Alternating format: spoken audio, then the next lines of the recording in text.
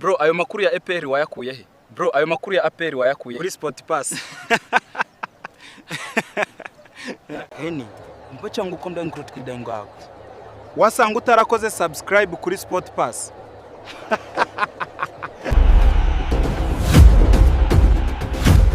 Ikaze kuri Sport Pass.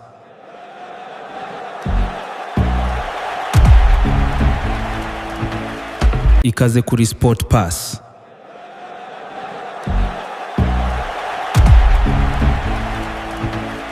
Agiye kugikubiki bigiye kugenda gute? Just you read over the will very carefully. Ndagira ngo banze usome iyo will witonze. Ibyo bamusigiye nyine. I have a lawyer. Bazana avoka we nta avoka mfite. Wellesley did pay my retainer in advance. Wellesley ntabwo yari yanyishyuye amafaranga yandi yaka kazi ndi gukora. What transition we can't just move in right away? Tukimukirana amafaranga turaza kugenda tuyakwishyura natwe. That the will is going through probate, which takes about 3 months. Biraza gutwara amezi nk'atatu leta iri gusuzuma koko ko iyo mitungo ari weho bayisigiye nta kibazo kirimo. Nyine leta irabanza ikabisuzuma ariko imitungo bwiba ari yawe nyine ari yawe uyirimo ariko banasuzuma. Out of the blue. Leonard yaragwamagaye gutyo gusa. Utamuzi? I never met him before. Ntago rero ahuye nawe na mbere. Why did he call you? Kuki yagwamagaye? Me on the internet. Yambonye kuri internet nk'umwavoka. My name. Avuga ko yakunze izina ryanjye. Byron was his favorite poet. Oh, koko Byron yari we muntu wa mbere uvuga imivugo yakundaga kandi nawe witwa Byron Kim. Sorry, Julia. Mbabarire nako Julia. I'm kind of new at this. I'm not really sure how to go about it officially. Bino bintu rero ntago bimenyereye sinzi uburyo ndi bubyitwaremo. Ndaza gukenera ubufasha bwawe ibintu byo kuba umukire. I hope you're ready. Wa mukobwa hari amahirwe menshi ari imbere yawe n'impinduka nizere ko witeguye. And how about Adam? Nawe se Adam umugabo wawe? Well, he does understand that legally where it comes to this house, you make all the nizere ko abyumva ko iyi nyubako n'ibintu byose birimo ari ibyawe atari ibyo ariho babisigiye. Which is how it should be. These things, you just never know how it can change someone. Ibintu nk'ibi ngibi tugusigiye ni ibintu bihindura umuntu burundu. Good. Leave it to me then. Great. Okay. Thanks. Acho. For a month, just first class all the way. You got your MBA before you know it. Bidatinze baje kuganira urabizi ngomba kuhita njya kwiga nkarangiza amashuri yanjye umusore ashaka gukomeza kwiga. Umusore ukunda kwiga. Loans, just wipe the slate. Kwishyura amadeni yose ibintu byose mbega tumaze kwishyura tumere neza baje kwicara mu rugo basigiye umukobwa. Inzu ni nini. Ibintu utavunikiye noneho. Reba inzu bamusigiye. Buriya ni bya bindi bavuga ngo avoka yimbwa imanuka ihiye. Iyo ni imigani ya Kinyarwanda. Baje kunywa byeri mu nzu itari yabo bararya baricaye ariko we avoka yimbwa imanuka ihiye. Reba inzu basigiye umwana w'umukobwa muto. Bana ababyeyi be bari baramugejeje ku isi gusa ngo no mugabane bamuhaye baje kwiganirira. We'll ever know. We can get away with so much in taxes. Adam. We still have to be careful. Tugomba gutangira tukigengesera muri ibi bintu. Okay, don't you think it's time for us to treat ourselves? Jeri twite hariko. God knows I have. Wabikoreye nanjye kandi narabikoreye. You're right, but we have to settle in first. Reka tubanze dutuze ariko mbere na mbere. Just a little while longer. Tubitware gake gake. Tutegerezemo. Musore warumva bahita batangira guserebura muri aya mafaranga bagatwika. Okay. We'll take it slow. Tubitware gahoro.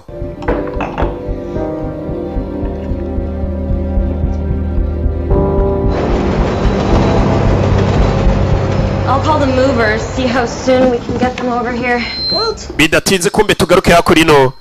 What? It's our stuff. We've had it since we got married. Yeah, well, here. We'll keep the pictures and some of those books. Baje gupakira ibintu byabo bimuke nta gutinda. Muri ka kavumo bakodeshaga kamafuti. Bari batarubaka. Sibyo giti. Baje hakurino. Hello? Yeah, that was 5 months ago. Ya ibyo byabaye amezi atanu ashize. Who was it who called you? Natanze na statement kuri polisi. You said talk to someone at the front desk. Bambwiye ngo nzano mvugane n'umuntu nsanga hano ari wese. Mr. kuri polisi. Everything okay? Says somebody. Mr. Kate byose bimesawa. Detective. What's this regarding? Ngwara umuntu ambwiye ngo naze kuri polisi atange statement.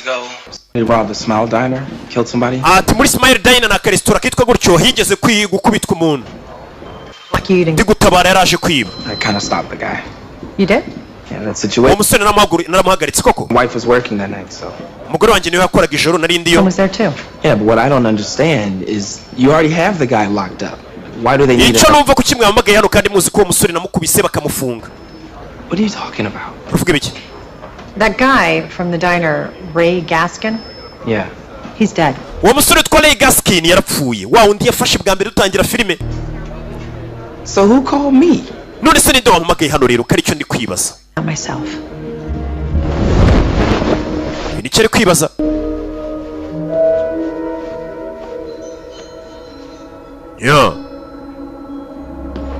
Uyafayo wa musore yafashe ari kwiba muri restaurant bamujyanye muri gereza ngo ari umuntu wamujombeye icyuma muri gereza. Sasa umukobwa yaje yakurino ari kwimukira muri rwa rugo rwiza rwo wa musaza bari kurusasa rumeze neza. Ako kanya hari uwaje babarira gato. Katie, you remember me? Yeah, going back here. I know. Urakora cyane. Pain in the ass, right? But my client, he's driving me nuts. Umva umukiriya wanjye na nubari kunsasa. Iyi nzara cyashaka kuyigura. Uyu nawe mugabo maze iminsi bakurikirana witwa Hayden. It's not for sale. Iyi nzu ntago igurishwa. Can speak with the owner myself. Navugana na nyiri inzu. At least I can say I tried. Look, I'm really busy. Umva ndahuze. Show up here. Ntago ukwiye kuza gutyo kwiboneye utateguje n'umuntu. I want you to go now.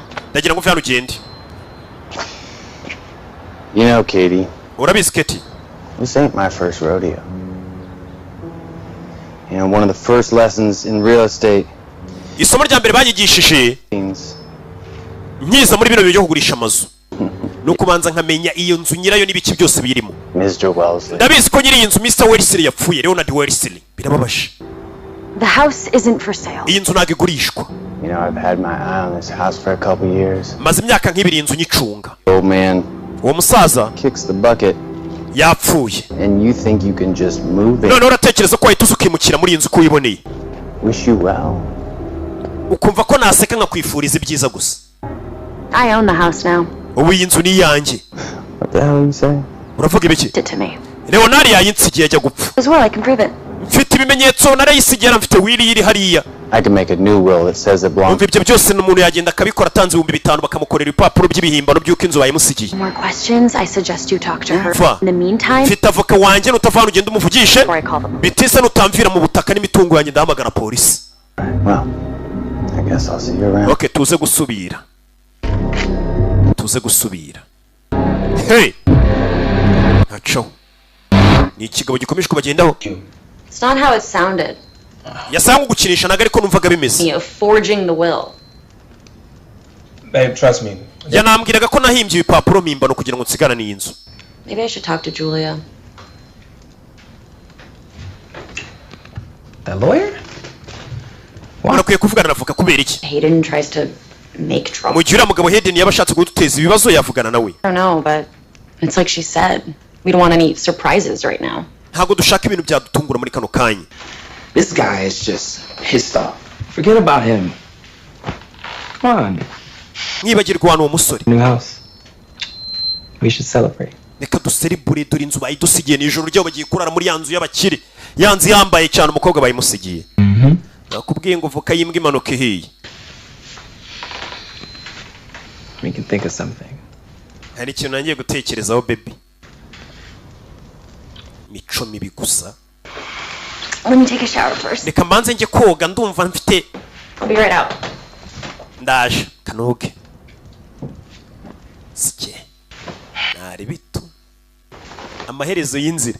Hakurino. Mukobwa kugera nabona isaha ihenze. Isaha regenzura yirebuka yibona. Umugabo wanjye ko nta mafaranga turatangira gukora isaha yikuye. What is this? Ibi ni ibiki? My old one stopped working. Ya saha yanjye ya mbere ntago yari igikora. Expensive. Ndabona ihenze. Waguze isaha ihenze. Knock off. Ni zimwe nziza nyine. Downtown. Nayiguze mu mujyi. Very convincing. Umve. Musore yatangiye gukora ku dufaranga kandi baravuze ngo we bitonze bagende mu gake. Witonze. Musore yatangiye gukora ku mafaranga atabwiye umukobwa akajya kugura ibintu bihenze. Yeah. Bwarakeye. Barakwereka detective ari hano. Yaje kuri ya Smile Dinner. Ni ya restaurant wa mukobwa yakoragamo mbere dutangira season yacu. Yaje muri iyi restaurant. Tangira kuneka. Iyi restaurant byagenze gute? Hari uwayikubitiyemo wari waje kuyiba. Igitangira umusore wacu Adam yaramukubise. Uwo bakubise bakajya gufunga ngageze muri gereza ejo bundi hari umuntu umujombye ibyuma arapfa. Detective atangiye gukora iperereza rye. hakurino yaje bano baracyari kwimuka. Detective Came at a bad time. No, you're fine. menye nje mu gihe kibeho yani sawa ibintu n'amahoro. Let's go in somewhere. Yeah, we're Haragiye. moving, actually. Turi kwimukira mu nzu ya Leonard. Leonard's house. Mu nzu ya Leonard? As in Mr. Wellesley? Mr. Wellesley mu gihe kwimukira mu nzu ye? Getting used to the idea myself. Nanjye igitekerezo sindakiyumvisha. Leonard left it to me in his will. Leonard yansigiye imitungo ye yakasani. That is a very nice house. Iriya nzu ni nziza cyane pe. It is. Congratulations. Felicitation rwose nimba baragusigiye imitungo uba umeze nk'utomboye muri loto. What do they call it? Harya babyita gute? A windfall.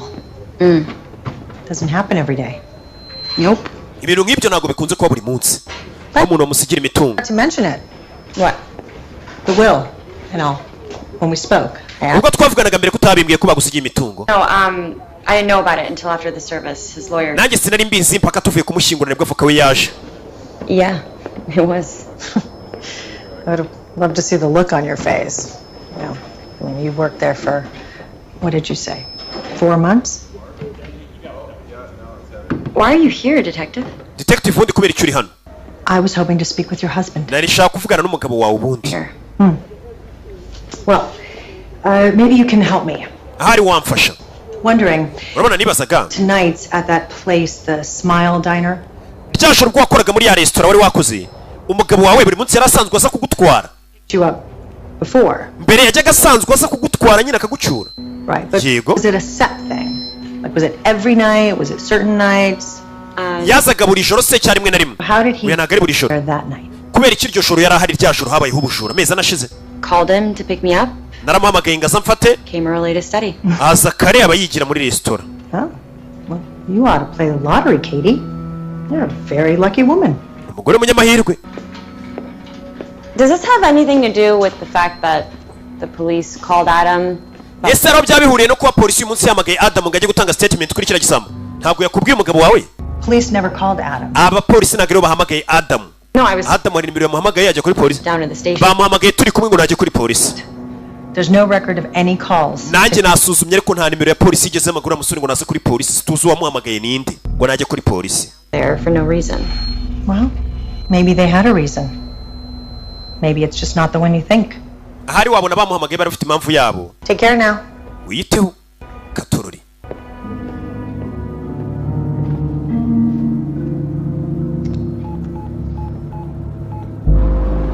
Yeah.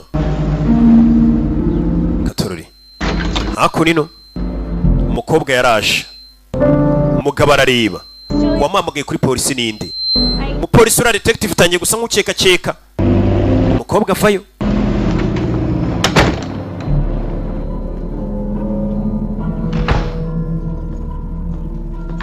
Katie? Katie. What does she want? Yashakaga iki? I called her, actually. Ninjye wamuhamagaye. And what'd you tell her? Wamubwiye ngo iki? Nothing. Ntacyo. That's not how it looked. Ntago ari uko nabonaga bimeze. Ends all of a sudden. Well, maybe if you'd been here, maybe if you'd answered your phone. We agreed. Twaremeranije sheri. We decided that you were not going to talk to her. Ko njye nawe nta muntu tugomba kongera kuvugisha. Niwe wabihisemo ariko ubwo sinjye. Ni wa mwavoka. Lately. Umaze iminsi ariwo uhitamo ibintu ufata ibyemezo sinjye ufata ibyemezo. What are you talking about? Uravuga ibiki? Why didn't you tell me that it wasn't the police who called you? Kuki utabwiye ko atari polisi yaguhamagaye kare? Else who made sure you went down there, right? Hari undi muntu waguhamagaye aragukinisha ujya kuri polisi. Ninde abikubwiye? Detective Chesler dropped by. Detective Chesler yanyuzeho. And she was asking a lot of questions. Ndetse yambaje ibibazo byinshi cyane byerekeranye nawe. What happened the night of the diner? N'ibyabaye muri rya joro kuri ya restaurant dutangira filime. Adam. Adam ni ibiki? How should I know? Nabimenye gute? Ninde waguhamagaye nyine? I don't. Ninde wakoresha kuri polisi simbizi? My bad. I was going to tell you about it. It's a whole lot Ni of. ikosa ryanjye kuba nabikubwiye kare. What other stuff? I think I'm being followed. Ndakeka amaze iminsi nkurikirwa. What? Kuki? Kind of had the feeling before. N'ibyiyumviro nigeze ngira mbere. Round, just round. Uyu munsi nari ndi kuzenguruka ntwaye imodoka. Kept seeing the same car. Mbona imodoka imwe yankurikiye. Go to the bank? Come on, we said that we would not do that. No bullshit. Just tell me, did you go to the bank today? Uyu munsi wabagiye kuri banki. Take money out. I noticed. Hari amafaranga kweho. Oya nahise mbona umuntu umeze nk'uwankurikiye. wouldn't be a good idea, just in case. ndavuga ni ntabwo cyaba ari igitekerezo cyiza ngiye muri banki, ntabwo ninjiye muri banki. Watching you. Look, maybe I'm just paranoid. cyangwa hari nataye umutwe nta muntu wankurikiye. I don't know. You got sent down to the police station, Adam. Adam bagombaga ngo ujye kuri polisi. That way, Hayden shows up. sigara n'ijyanye Hayden nibwo yaje agerageza kuntera ubwoba. What's that? Why is he here? kubera iki Hayden ubundi akomeje kuzana. wabona hari icyazi. I warned you. nari nagwaye gasopo. nakuburiye. Katorori. hakurino. telefone. Chesler. Detective Chesler. Tom. You did. wabikoze? Great. Kiza cyane. Great. Okay. Detective nagaryamye akomeje kwibaza ku bintu byinshi. bano babashinzwe iperereza bakora iperereza. Just from the last 4 or 5 months. We're looking for any checks drawn on an account from a Leonard Wells. ndagira ngo murebe kuri konti ya Leonard Wessler amafaranga yaba yaravuyeho ajya kuri konti y'undi muntu. It's Kate Franklin. Kate Franklin. amafaranga yaba yarabikuje. wibuke Kate Franklin yari sheki yigeze guhabwa n'uriya musaza w'17 n'amafaranga menshi. See what you got on the husband too. It's a different last name. murebe no ku mugabo we. It's an Adam Kettner with yitwa Adam Kettner. rero murebe musuzume murebe bimeze biti. Thanks. muze kumamagara batangiye kubaneka gake gake. Katorore.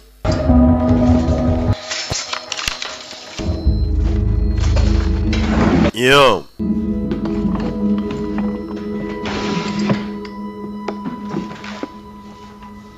What are you looking for? urashaka iki? Leonard didn't just stash that money. Leonard ntabwo yapfuye gufata aya mafaranga yabike muri iyi nzu gusa. Your reason. hajyane kuri konti. ashobora kuba ari impamvu.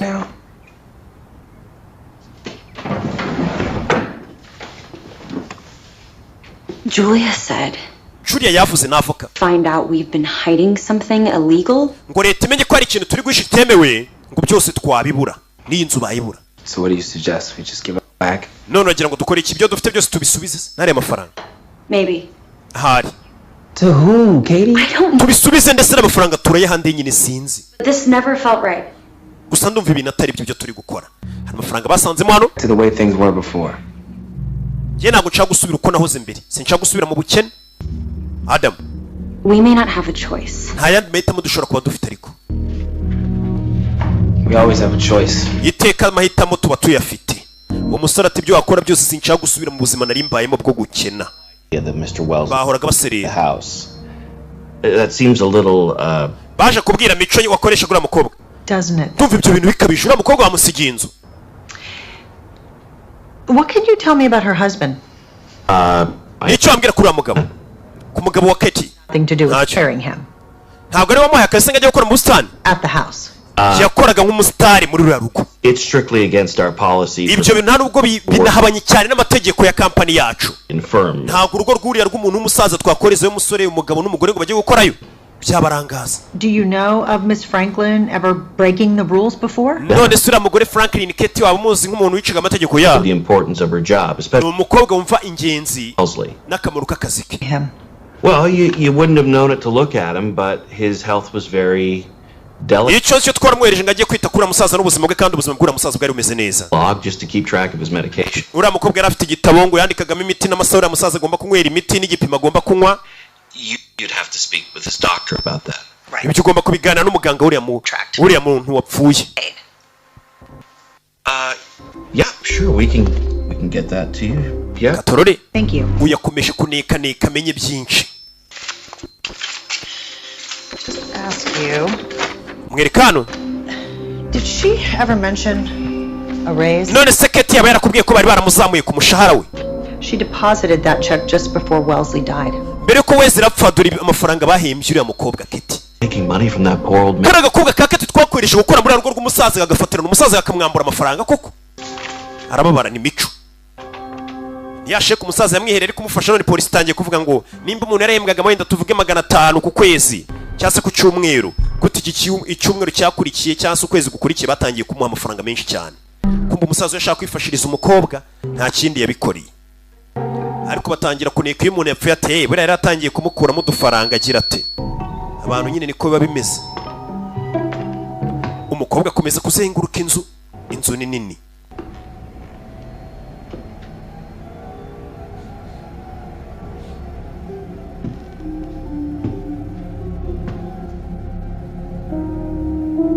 Yeah. Hakuno.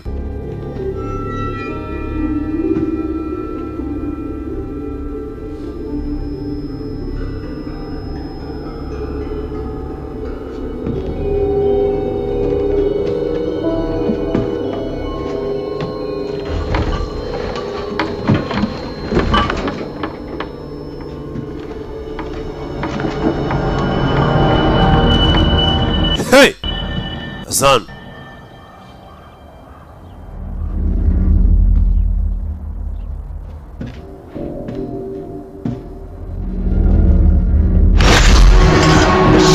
Kwa kugera hano Nyagasani rwa gakoco niko bayita gakoco kamwe gafata imbeba ari suri Zano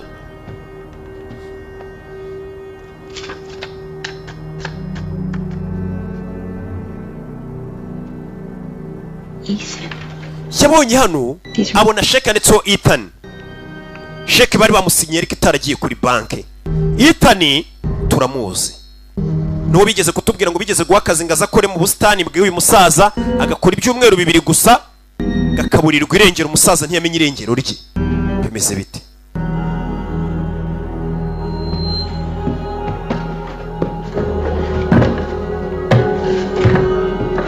Yeah.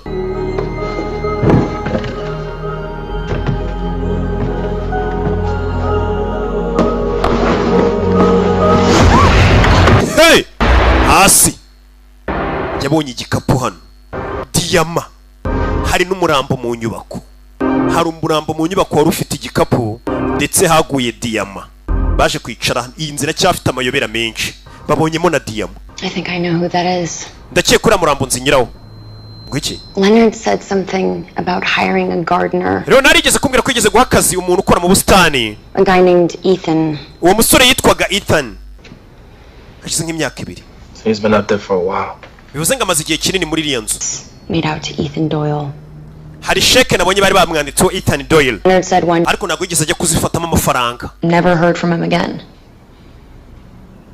Leonard yamusinyiye sheke umusore ntiyongeye kumubona wakoraga mu busitani bwe. Hari umuntu ubwo wamurashe. You looked? Warabirebye wari warabirebye? Yego uyu musore yarabizi ko hari yari umurambo. Up there. Yavuye amaraso kugeza apfuye. He was murdered. Yeah, I think so. But Yeah. he couldn't have known he was there. Right? I mean, he would have helped him. And why would Doyle hide out in the shed? Why not come into the house? Ikaze kuri Sport Pass.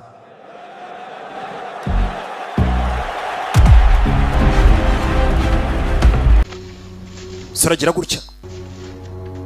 Maybe these have something to do with it. Gutya izi ni za diyama. Harimo diyama nyinshi kandi nini. Wow. Bega nyubako barimo nakubwiye ngo voka yimbwa imanuka ihiye batangiye no kugwa ku madiyama ari muri iyi nzu. Gusa bunyimo umurambo bacyakaro wa Ethan Doyle wigeze kuza gukora nk'umuntu ukora kugira gutya diyama ziragwa kandi nawe ndebere ziragwa kubera ubwoba no kwikanga toragura vuba vuba. But I can't. My car's parked outside. He'll know I'm here. Okay, I'm just... Arakomangirwa. Fungura umuryango Keti. Fungura umuryango.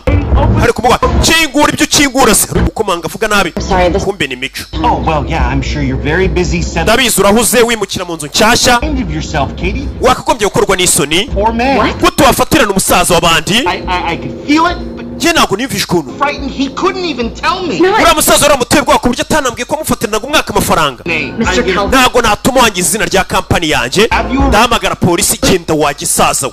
Sasa nyiri kampani urumva yanababaye. Haravuga ati uyu mukobwa twamwereje gukora mu rugo rw'ahantu nk'umukozi ntabwo wahita wimvisha ukuntu umuntu yagiye bakamusigira inzu n'imitungo yose barabasigaye banamuhimba n'amafaranga menshi wavuga ati buriya hari uburyo yafatiranaga uwo musaza cyase banirwanagaho nuko mwese muhita mutekereza ati biriya ageze mu rugo atangira gukarangira umusaza dore diyama mu nyubako. Hey! Bakennye bahoranaga ibibazo naho batangiye kubonera ibintu ibibazo birahari ibibazo byo kwisimenya bitazashira we. Hey!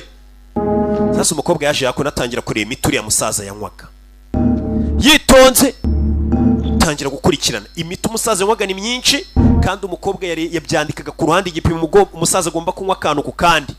Sasa kureba uyu muti uri hano, kubera icyo uyu muti utuzuye, uyu muti kubera icyo utuzuye, tangira kureba mu ikayi areba uyu musaza aheruka kunywa ryari, ese yanyweye igipimo kingana iki.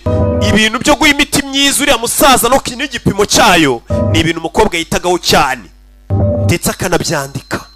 Katie. Hey, Katie! Katie! Bisa nkaho umusaza yanyweye imiti myinshi ukuntu. Can you hear me? Hi, sorry, I was making tea. Mbabarire. You want some? Ne ukora icyayi, ukora icyayi. I got your present. Ufite impano. A new phone? Telefone cyashya. Yeah. Got Yego. two of us. Twe iyanjye ni yawe. Figured the way that things. Duhindure na nimero, ibintu bitangiye kuba bibi, twese duhindura ama nimero. Musore.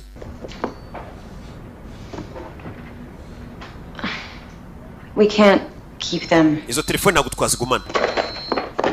Katie. Adam, no. There is a dead man out there. He was murdered. Umva hano hari umuntu twabonye mu nzu wapfiriyemo. And Yari yibye diyama. he may have done, who he may have Wamenya ni gute uwo muntu izo diyama yari yazibye, yazizanye muri inzu azikuye. happened. The police must be looking for him. Don't you Wabona polisi wo muri no kumuhiga. stole the diamonds? Doyiri yibye diyama, He died out there. araraswa, aje hano apfira muri iyi nzu. Down a well. Bimeze nk'uko yari kuraswa akagwa mu mugezi. Years later- Sasa ngo wa muntu babonye ziriya diyama ze, Or the ashobora kuba yari yagiye kwiba izo diyama, What? bakamurasa akaza yongeye muri urwo kuko yakoragamo muri jaride, agapfira muri iyi nzu, yageze muri iyi nzu. I'm calling Detective Chesler. Tugiye guhamagara Detective Chesler, amubwire iby'izi diyama n'umurambo twabonye muri iyi nzu. Hang on. Kopi iyo telefone, kopi iyo telefone. Second. Banza basi unyumve isegonda. Self. What the heck was Doyle doing here in the first place? Ubundi tumenye uwo musore Ethan Doyle yakoraga iki muri uru rugo. If he's planning to steal a fortune in diamonds, Yaje hano ajya kwiba diyama hanze, ariko akora hano nk'umuntu ukora muri jaride. Leeds is the last place that anybody's gonna come looking for him. Ahantu nk'aha niho hantu hanyuma batazigera baza gushakira icyo gisambo. Izo diyama turazikeneye. Paper trail. That way he sets up the big score. Nobody knows about this place and he can just hide here. Bivuze ko icyo gisambo cyaragiye kwiba izo diyama kikaza kwihisha hano, kikaba rero gipfira ko cyakoraga akazi Getting shot and ko dying. gukora mu busitani. Bivuze ngo niho hantu nacyo cyari kizi ko nta muntu wakihasanga. Izo diyama rero nta muntu uzazibona. Those diamonds. Ziriya diyama ntabwo twazigumana ariko. What are we gonna do about that? What do you mean? If we do this, then the police put us under a microscope. So how does that gonna look? Nitujyana izi diyama polisi baratangira batunekaneka bya hato na hato. Think. Will, Urakeka bari butekereza iki? Turabasobanurira. it was Leonard's money, that it was his safety net. Tunabwira tere n'amafaranga yari Leonard twe twashyize muri safe deposit box. Believe us, even if we don't end up in jail, we could still lose this. Umva niyo polisi itadufunga twayisobanurira ariko hano hantu barahatwambura, barabona dufitemo amanyanga menshi. Yes. Yerega n'ubundi byose ntabwo tubikeneye. As we have each other. Mu gihe ngo ufite nawe mfite n'izi nzu bazitwaka n'amafaranga nta kibazo, ariko tukumva dutekanye. Right. Sheri ibyo ndabirambiwe. Not enough anymore. I told you I'm not going back to the way things were. Nakubwiye ngo sinshaka gusubira mu bukene nari mbayemo. Ibyo wicara ubizi. Pretend it never happened? None twigire nkaho bino bintu bitigeze biba. How? Ndaza Are kubyitaho. you gonna do that? Urabikora hiki? This house Iyi nzu belongs to us now. ubu ni iyacu. Our future. N'ahazaza hacu. I'm gonna let anybody take that away from Ntabwo natuma inzu hari umuntu uza ngayitwake. Ibyo bintu uvuga ngo ugiye kuri polisi kuvuga ngo wabonye umurambo mu nzu na diyama, ubyibagirwe. Iyi ni inzu yacu n'ahazaza hacu. Iyi ni inzu umuntu wese muri Amerika ataba afite. Bifitwe n'abantu bake n'umuvunya bazi. this for you. Ibi ndaza kubyitaho. Katorori. Umusore ati sinshaka gusubira mu bukene wa mukobwa wo bwari bungejeje ndahazi. Nirirwa njya mu ma interview bantuka. Namara gusohoka ubu diplome bakabuca.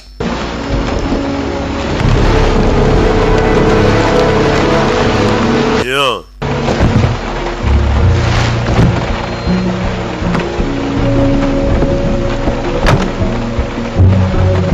Katorori. Hakurino.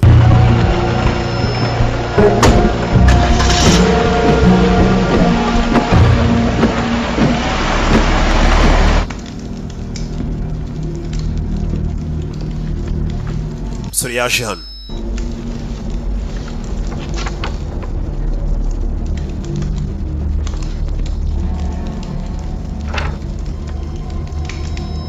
Hey! Nta kuryama. Nibyo yatangiye gutwika. Umukobwa arumva yifitiyemo n'ubwoba. Umusore byo yatangiye gutwika. atangira gutwika na ya sheke ya Ethan Doyle bari bamuhenga agiye kubikuza wa muntu wakoraga mu busitani hano ariwe wari wagiye akaniba diyama hanze akaza agahungira hano na sheke barayitwika batazamenya ko uwo muntu yigeze agera na hano ubwo bibe diyama bibe inzu n'ibindi byose biyirimo ni ibyabo byo gusubira mu bukene nta bihari umukobwa aryamye muri iryo joro. What are you doing? Urakora ibiki? Cicika hari umuntu uri mu nzu yacu. Where did you get that? Iyo mbunda wayikuye hehe? Umuntu uri mu nzu umusore yamwumvishe. Hey! Uri mu nyubako? Katorori. Umuntu uri mu nyubako. Adam. Rufa uri. Duhamagara 911 duhamagare polisi hari umuntu uri mu nyubako. Hari uwabinjiranye. Bimeze bita umusore ni imbunda yikuye hehe? Hari mu nyubako yabo. Katorori. Ninde? Waje. Yakigurano. Rufa uri. Kumbe ni mico wari wagarutse nijoro bakoreshaga umukobwa. Dore ngo baramukanga akamanuka nabi. Yamanutse nabi akubita umutwe hasi dora amaraso. Sinzera ko warokoka.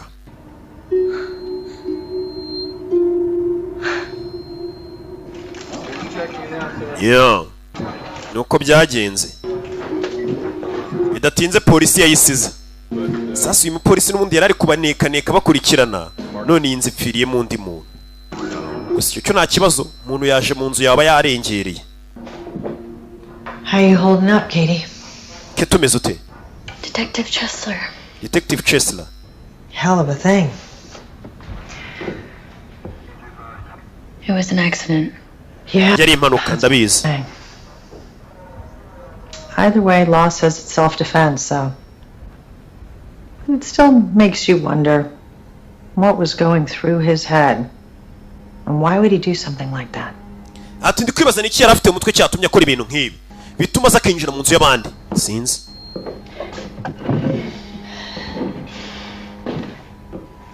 Something had to set him off. I know none of this is you, Katie. Kate ndabizi ibintu byose ntago ari wowe ngwiki. Fine around here until Adam started. Ibintu byose mu rugo byari bimeze neza mpaka umugabo wawe Adam aje kwakora. Whatever is going on. Rero mbwira nibiki bijya mbere. It is you.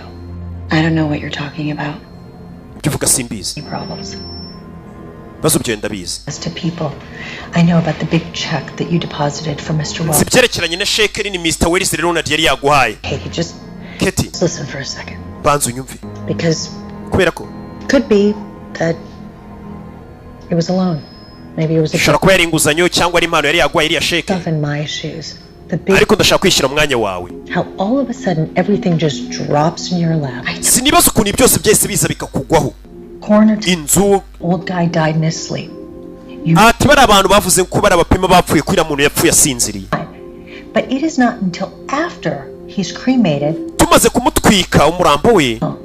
Nibwo wahise ubona ibipapuro bigaragaza ko yagusigiye inzu. Even have a body. Ubu ngubu nta n'umurambo dufite ngo dupime n'iki cyawishe. Die a natural death. Nta n'ubwo ngubu twakomeza ko yapfuye urupfu rusanzwe. I tell you, it's starting to keep me up at night. I would never hurt Leonard. Umvuriya musaza ntabwo namubaza ntabwo mvuga weho iki. Has Adam ever mentioned anyone by the name of Gaskin? Ese Adam yaba yarigeze akubwira umwitwa Ray Gaskin ngo wundi wibye muri ya restaurant batangira?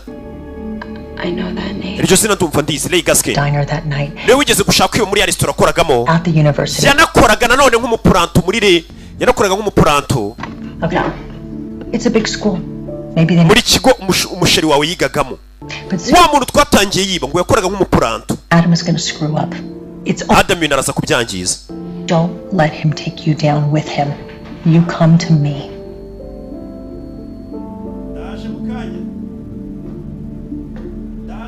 Baby. Baby. Talk to you. Muri hangano original abatuvangiye. Original Dubai hariya mu Gatsata mu Madive. OG. Umupolisi yatangiye gukeka uyu musore. Hell of a thing.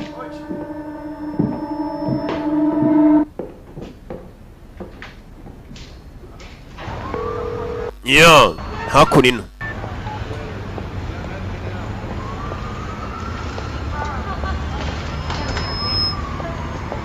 Katie, hey. Katie, hey, byarakeye yaje kureba avoka we. I've been trying to call you. My number's been... Nagerageje guhamagara. I need to talk to you. Nkeneye kuvugana nawe. Yeah, come upstairs. Okay. Ngwino hejuru. And this Detective Chesler, do you believe her? None se Detective Chesler wamwizeye? Anything to do with what happened at the... Ese Adam hari icyo arawe yabahuriye n'ibyabaye muri ya restaurant rya joro. Nguko ngo rya joro baza kwiba, wari waje kwiba ngo yari umupuranto mu kigo. Uriya musore Adam yigagamo. Any issues? No. No. Nothing. If the police suspect that Adam had anything to do with his death, they're going to try to find a motive. They're going to try... Abapolisi nimba hari ikibazo cyabaye baraza kugerageza bashaka nk'impamvu yatumye byose biba icyabimuteye. Hated being poor. Icyo nzi cy'umusore mugabo wanjye yangaga kuba umukene. She's not going to waste any time. She's going to try to get a... Batangiye gusanga bakiye kuri ya musore nimba ari we waba warishuriye musaza. You need to be asking yourself, will she find anything? Ahubwo wetangira wibaze niba baperereza yiperereza hari icyo abapolisi bari buze kubabonaho cyangwa. You need to promise me. Ukeneye kunsezeranya. Promise me. Nsezeranya. That you'll help Adam too. Kuri buze gufasha n'umugabo wanjye Adam. Ati polisi banetse hari icyo yabasangana. Katorori. Kujya muri banke. It's gone. Kujya muri banke basanze amafaranga yose ntayakiriyo. Nyagasani. Hey. Honey. Adam must have taken it. That's what you found? Cash?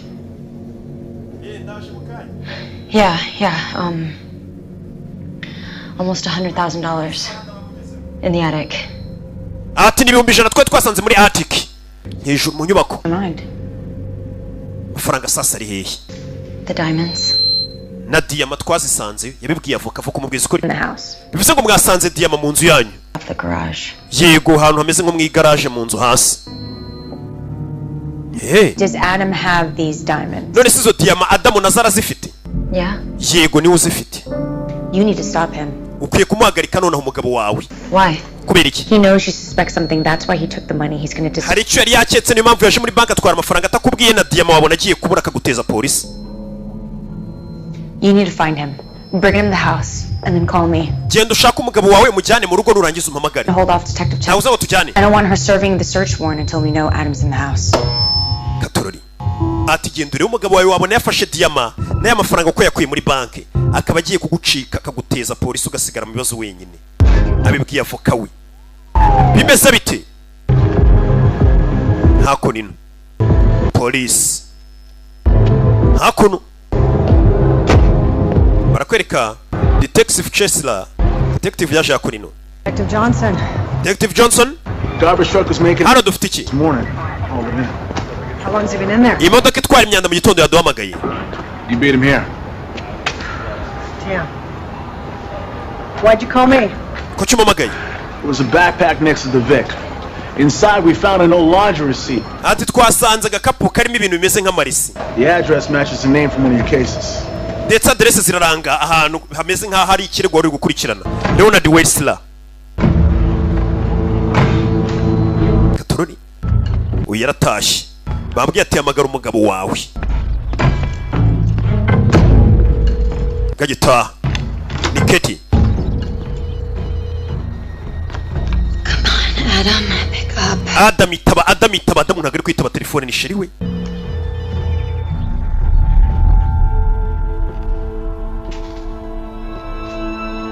Kuri bano yasanze amafaranga. Where have you been? Adam. Wahoze Adam. The night. Asore gupakira. I wake up in the morning, you're already gone. There's no Nabyutse mu gitondo nsanga wagiye. all day. Umunsi wose ntiwitabye telefone. The bank? Wagiye muri banke. I need to talk to you about. Hari ikintu nkeneye ko tuganiraho. The money. You're in a lot of trouble. Take Kuki yotaye amafaranga yose? Hayden. I mean, what's this guy's name? Nabonye uriya musore bita Hayden nagiye kumuneka. House. Guess what? There's no record of a Mickey Hayden getting a real estate. Mickey Hayden naje gusanga atari umuntu ugurisha amazu. In prison. Did a couple years. Ahubwo ngo amaze imyaka 2 avuye muri gereza bamuziza kwiba imikufi. Doesn't even use a gun. He just sweet talks his way through the security door. Then he blinds. Ati bari baramufungiye kwinjira ahantu. Old school. Akagenda karasa akiba gatwara amazahabu n'amadiyamani imikufi. Dollars and loose diamonds that were never recovered. Atara amadiyama y'ibyo ayo madiyama ntigeze aboneka. And it gets better. Niyo mpamvu izo diyama ziri hano niyo mpamvu nawe yazaga hano. That they never- Sasa uriya mugabo ajya kuzana avuga ngo arashaka kugurisha inzu yitwa Hayden. Numugizi wa nabi wibaga. Ngo bari baramufunze imyaka 2 ishize bamurekuye sasa ngo hari diyama zabuze. Doyire niwe wacikanye diyama. There's only one other person who could have known about it. The one who shot him. hari umuntu wenyine uzi ko ziriya diyama ziri muri iyi nzu ni uwarashe Doyle. Fake name. What do you think we weren't smart enough to figure this out? We have to call the police. Tuhamagare polisi rero tuyibwire.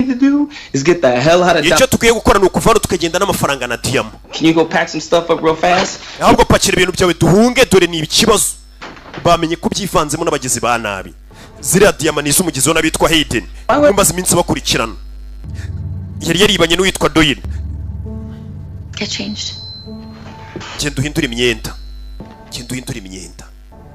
Umukobwa arabibona ko uyu mugabo washaka kubahunga bameze nkaho bari kibucyo bacikanye amafaranga na diyama nanone by'umugezi wa nabo umuntu uvuye muri gereza bishobora kuba byaba ikibazo.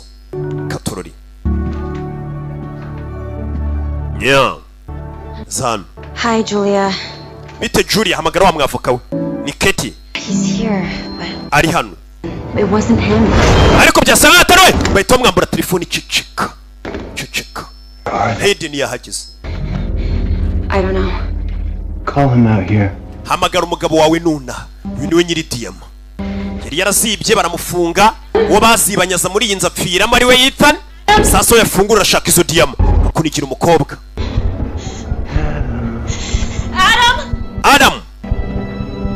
Adam we. Yagasani. Let her go. Mureka agende. Just want the diamonds. I said let her go. Ndashaka izo diyama zanjye ngamureka akagenda. Long time for this. Nategereje igihe kinini ntegereje izi diyama. They are someplace to Kera izo diyama ziri ahantu utazibona. Hey, kid. That's right. Because if I just give you the diamond, Katorori. of us. Here's the thing now. Nurasora turasa twembi. From there, my gun's gonna go off and it's gonna blow a hole in her. Niyo wandasura aho ngaho uyu mukobwa nawe arapfa. How do we? So let's just talk about this. Reka bino tubiganireho. Sasu Katorori bararasana. Usuri bamushyiramo. Katorori. Mukobwa hasi.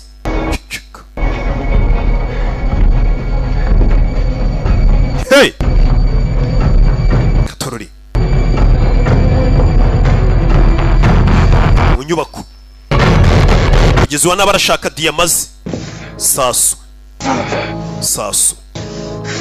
Irindi. Gusa uyu nawe yarashwe. Adamu. Ko byagenze. Adam.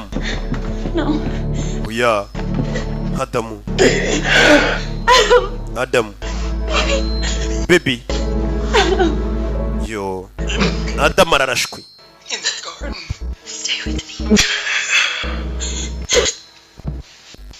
Adam agiye gupfa yaramubwiye ati muri jaride. Niryo jambo ryonyine yamubwiye. Ati muri jaride duravoka ngaravayo. Avoka nibwo akiyagera Julia. Adamu aramwongorera ati muri jaride. Katie. Avoka ari hano. Oh my God. Mana yanjye. Here, Katie. Katorori aza gufasha. Here, sit. Icara. Hey. Katie, listen. Katie nyumva. We need to look for the diamonds before the police get here. Tugomba gushaka izo diyama mbere yuko polisi iza. It's the only way we can explain what happened without implicating. Nibwo buryo bwonyine twasobanuramo ko bino bintu babikugeretseho. Izo diyama atari izawe. Adam never would have hurt Leonard. Katie, the diamonds. Adamu ntabwo yari kubaza Leonard. Diyama ziri he? It was Hayden. Hayden niwe wabikoze. Killed him with an overdose. Hayden niwe wishyuriye musaza Leonard amwicishije imiti nyinshi, overdose. Medication. Narebye mu gitabo cy'imiti naga Leonard nsanga hari umuntu wamuhaye ibinini byinshi. Leonard used to tell me all the time that he could hear someone in the house, but I never. Leonard kandi buri gihe yajyaga ambwira ngo ajya yumva umuntu nijoro muri iyi nzu. Looking for Yari Hayden. Uwo muntu ashaka diyama. But you did. I don't know. Diyama wazibonye se? Simbyumva. Why did Hayden shoot Doyle? Kubera iki Hayden yarashe Doyle? He end up with the diamonds. Kuki atatwaye diyama nimba ari warashe Hayden nako Doyle? Wandi wakoraga mu stand. I mean, how smart do you have to be to decide to rip off your partner, shoot him while the cops are rolling up? Atubira yarashe umwunganizi we abonye abapolisi baje. Diamonds kuri miliyoni zisaga 3 ziri muri diyama, ziriya diyama zigaze miliyoni 3. Aragenda kubita imyaka 2 muri gereza. Navoka.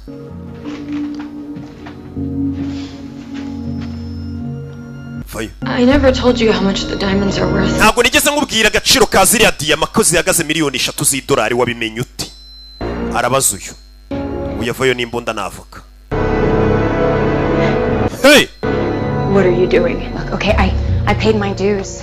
Umva narishyuye ibihano byanjye. As a public defender, how do you... Namaze imyaka 10 imburanira abantu. I knew he was an idiot. Urakeka ikirego cya Eden nakimenye gute? Nari mbizi ko ari ikigoryi. Ariko inkuru ye narayizeye. He messes everything up. Ibintu byose dore yabyangije. Ninjye waburanye kugira ngo imyaka 2 abe ari bamukatira yonyine. Ikintu cyonyine nagomba gukora amafaranga cyari ziriya diyama. None dore yapfuye atamaye kuri diyama. You helped kill Leonard? Bivuze ngo nawe wafatanije na Hayden kwica muzere Wonari. That was all Hayden. Oya ibyo wabikoze na Hayden byose. No utarushoboye kwihangana. Yashaka kwihutisha ibintu. The will. It isn't real, is it? It's real enough. Uretse urupapuro by'uko bansigiye imitungo ni ibyanyabyo. What's the difference? Look, I'm sure Leonard would have given. Ni ibyanyabyo nyine nubwo twabihimbye tukubeshyira ko bagusigiye imitungo ariko nta muntu uzigera ukuvumbura. Uzayigumana. Wema diyama. Where the diamonds are. Wembwira aho diyama ziri usigarana ibinzu n'imitungo nta muntu uzigera umenya ko ari ibya fake ibipapuro. Sinzi. Katie. Adam hid them. Adam niwe wari warahishe izo diyama. But I wouldn't tell you if I... Niyo nabanza hano diyama ziri ariko sinahakubwira. Nyagasani. You know, that's what I really liked about you. It was never about the money. Nubundi we ntabwo wigeze wita ku bintu by'amafaranga cyane. But I'm sure they'll turn up. These things always do. Kano kari buze gukora. Katie, kumbe detective. I'm detective. Byron Kim. I'm Miss Franklin's attorney. Bayita Julia, Byron Kim. Byron Kim, I'm gonna need you to step out so I can see both your hands. If you just get... Madamu Julia ndagira ngo ujye ku ruhande mbona amaboko yawe yombi. Right now. Jya ku ruhande. No. Jya ku ruhande. You would just listen. Sawa katurori. Detective. Taramurasa. Yaramubangamira. Sasu kuri avoka. Yari yarabonaniye kira kigoryi aragifasha kurikirana ikirego cya Hayden amenya ko ari diyama za miliyoni 3 bakomeza gufashanya ngo nibazibona bazagabana. Nawe izo diyama yazishakaga. Ni diyama zari zaribwe na Hayden. Meze neza. Katorore. Uyu sheri we yapfuye nako n'umugabo we. Umugabo wararashwe. Umugabo we ngo nta cyaha cyamuhama gusibye ko ari umuntu witinyiraga ubukene gusa. Avuga ati amahirwe mbonye ntago nayiteshwa. Katorore. Ese diyama ziri he? Uyu Detective Chester nyeneye ubufasha na ambulance none igitaraganya over. Yesa hamagara. Barakwereka ibyo byarabaye. Hashize andi mezi 4. Bira bintu bibaye. Mugabo apfuye.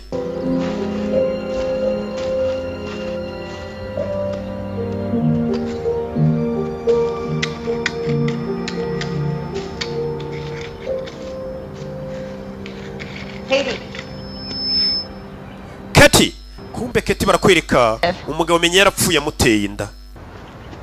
Waje kumusura. Detective. Urugo yararusigaranye. A young cedar. It's a nice spot. Lots of sun. Yeah, I think so. It's good to see you. Kizaho kubona umugabo yapfuye amuteye inda. Detective amufashije. Look beautiful. Thank you. Yeah, we're doing well. Well, I came by to let you know that the case is officially closed. Narije kubwira ko ikirego twagifunze cyahagaze.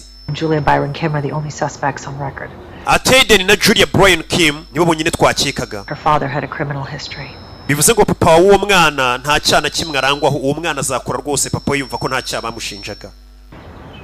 We've been through that place a half a dozen times, top to bottom. Still can't figure it out. He didn't tell me. Ninzu umukobwa yarayisigaranye ubwo nyine inzibaye. Na n'ubu sinzi ahantu rwose Adam yahishe izo diyama. Ariko nakifuje ko nakabaye mazi nkazigwa. Take care of yourself, Katie. Uze kwitaho Katie. You too. Nawe. Sigaranye amafaranga diyama ntagazahano na n'ubu ngubu zihishe. Ntagahazi. ikirego buno baragifunze yari yashize amezi ane bagikurikirana ubu uyu mukobwa nta ngaru nta kibazo na kimwe inzu niye n'ibintu byose ameze neza nta kibazo gusa yasigaye atwite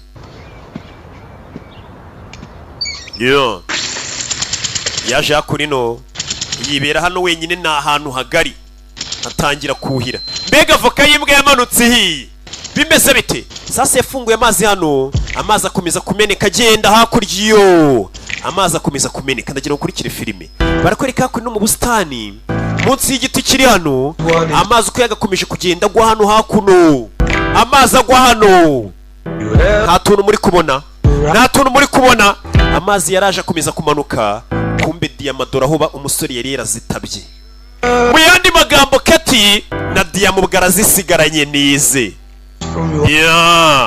na diyama ziri hakunino agafilime kacu nako nuko kagenzi yariro nk'ibisanzwe Imana ibamugisha ndabakunda cyane murakaza neza kuri Sport Pass urugo rw'amakuru y'imikino agezweho transfer zishyushye n'ibiganiro bya ruhago.